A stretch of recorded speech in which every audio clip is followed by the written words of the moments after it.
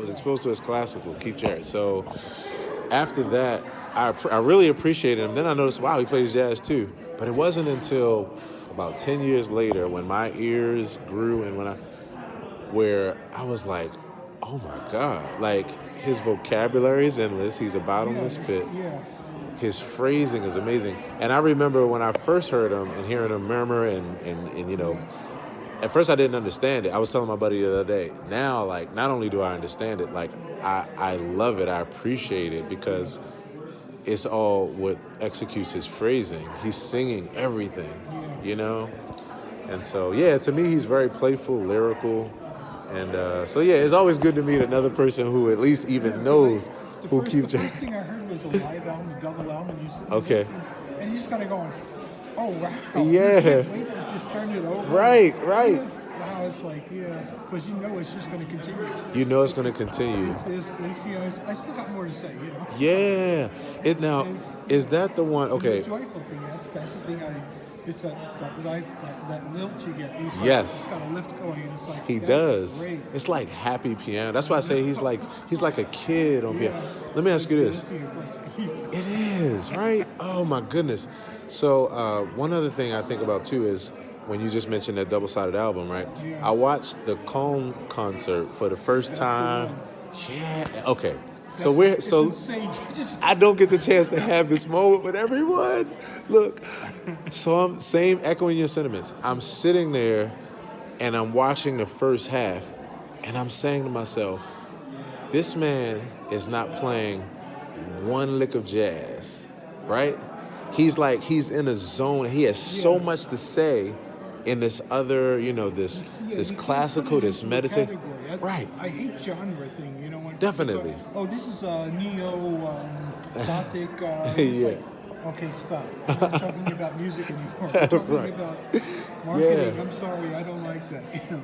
But what was so amazing to me was, like we were talking about, for him to play for 45 minutes, hour, and be in this one huge place of vocabulary and this huge toolbox, and then to know, like you said, that wait a minute, after he takes this break, he comes back, there's a whole other story to tell.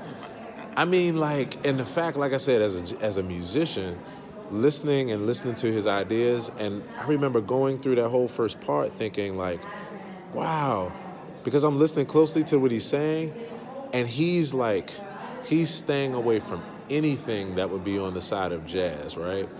And I'm only pointing out because, I mean, I can do that, right? I mean, it's not hard to do, but at the same time, as an artist, you usually you let everything come out, right? So you saw him being both intentional and completely free at the same time. And then to know, like, oh my goodness, he came back second half, he sat down, I'm like, this is why I love this man. I mean, he's my number one, and I'm a Chick Corea fan. I love Chick Corea. I'm Chick. I'm a Herb. to see him. Right. Chick, I would love to see.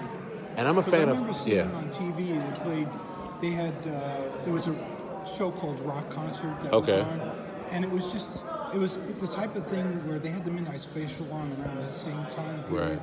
And it was like, this was one where they just went to a place where the concert was being done, Right. and they recorded it there. So you got to see the environments, and you got to see, Like and the it whole was him with backstage. Stanley Clark, and you just Oh, right. Mind blown, right. Jimmy Ola on the guitar, and you're just going, oh my God. He just, it just floors you. You just kind of go, I don't. What I love most about you're them. rethinking music all of a sudden. Yes, So you are. I love that. It's literally each time you listen to them, they make you think about music differently. You know, they bring like so that. much. Yeah, me too. It's like an exploration of life all again. You're going, oh, this is great. And here's the final part, right? Then you sit there at some point and you go, wait a minute. These are the same 12 notes that, you think about somebody. Everybody else is yeah. and you're still sucking here. These guys are taking And yet, yes, man. I mean, so it's good to connect with, because like I said, I hardly ever get the chance to connect with someone who, we understand these because we've.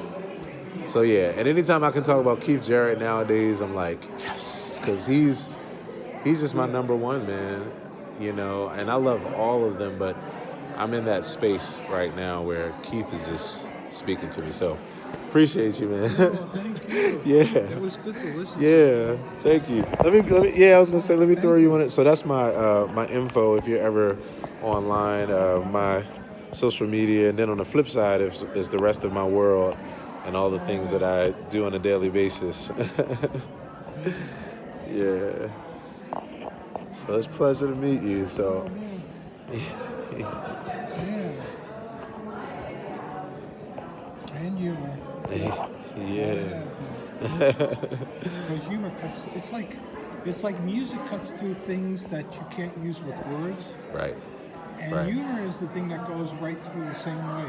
Yeah. It cuts through all your prejudices, your Right. ideas, your preconceptions of things. It's like it just goes right through it and it goes, okay. It's a universal language, just like music. Thank you. Yeah, thank you, It's and thanks really for the good to meet conversation. someone like Same that. here. Sorry. I'm so serious. Yeah. Thanks for the conversation. No, All thank you. right.